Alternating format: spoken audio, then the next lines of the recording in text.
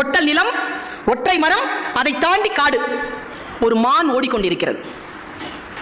தட்டு தடுமாறி ஓடுகிறது மான், பதட்டத்தோடு ஓடுகிறது மான். அப்பப்ப திரும்பி திரும்பி பார்த்து கொண்டு ஓடுகிறது மான்.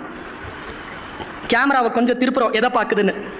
அங்கே ஒரு வேடன் அம்பை குறிவைத்துக் கொண்டிருக்கிறான். அந்த மானை குறிவைத்துக் கொண்டிருக்கிறான் ஒரு வேடன். அதிலே அகப்பட்டு விடக் கூடாது என்று பதறி பதறி ஓடுகின்ற மான் அந்த ஒற்றை மர நிழலில் கொஞ்சம் ஆசுவாசப்படுவதற்காக நிற்கிறது. அதன் கால்கள் விதிர் விதிர்த்துக் கொண்டிருக்கின்றன.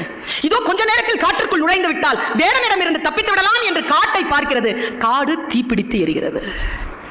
என்ன செய்வது என்ற பயத்தோடு திரும்பி பார்க்கிறது. அப்பொழுது காட்டிலிருந்து புறப்பட்டு வந்த ஒரு புலி மானை பார்த்து கொண்டு நிற்கிறது. என்ன செய்வது என்று தெரியாமல் இந்த பக்கம் போகலாம் என்று இடது பக்கம் திரும்பினால் எந்த மிருகத்திற்கும் பிடிக்காத வானத்திலிருந்து பேர் இடி கேட்கிறது. அந்த வினாடியில் அது காலெல்லாம் நடுங்க யோசிக்கிறது. அதனால் அடுத்த அடி எடுத்து வைக்க முடியவில்லை. காரணம், அது பிரசவ வலியில் இருக்கிறது. இவ்வளவு சூழல். அப்பொழுது அது தன் ஆன்மாவிடம் பேசுகிறது. நான் என்ன செய்ய? ஆன்மா அதனிடத்தில் கேட்கிறது, ஏ மானே, திரும்பி வேடனிடத்தில் போய் அடிபட்டு சாக போகிறாயா? எரிகின்ற காட்டிலே போய் சாக போகிறாயா? அல்லது புலிக்கு இரையாக போகிறாயா? அல்லது இடிக்கு சிதைய போகிறாயா? என்ன செய்ய போகிறாய்? எதுவும் செய்யாத. இப்பொழுது இந்த வினாடியில் இயற்கை உனக்கு ஒரு கடமையை கொடுத்திருக்கிறது. அந்த கடமை இந்த குட்டியை ஈனுவது. அதை மட்டும் செய் என்று ஆன்மா கட்டளையிடுகிறது.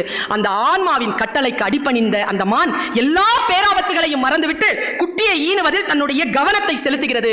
குட்டி ஈனக்கூடிய அந்த சூழலை வேடன் பார்க்கிறான். குட்டி இதோ பிறந்து விட போகிறது என்கின்ற நிலையில் வேடன் கொஞ்சம் அந்த பக்கம் திரும்பி பார்க்கிறான். அங்கே ஒரு புலி நிற்கிறது. இந்த பிரசவ வாடைக்கு புலி வந்துவிடக் கூடாது என்று மனம் ஏதோ ஒன்று செய்ய தன் அம்பை சரியாக புலியிடத்தில் திருப்புகிறான் வேடன். புலியை அடிக்கிறான். தன் மீது அம்பு பாய்ந்த போது தன்னை அடித்த வேடனை துரத்துகிறது புலி.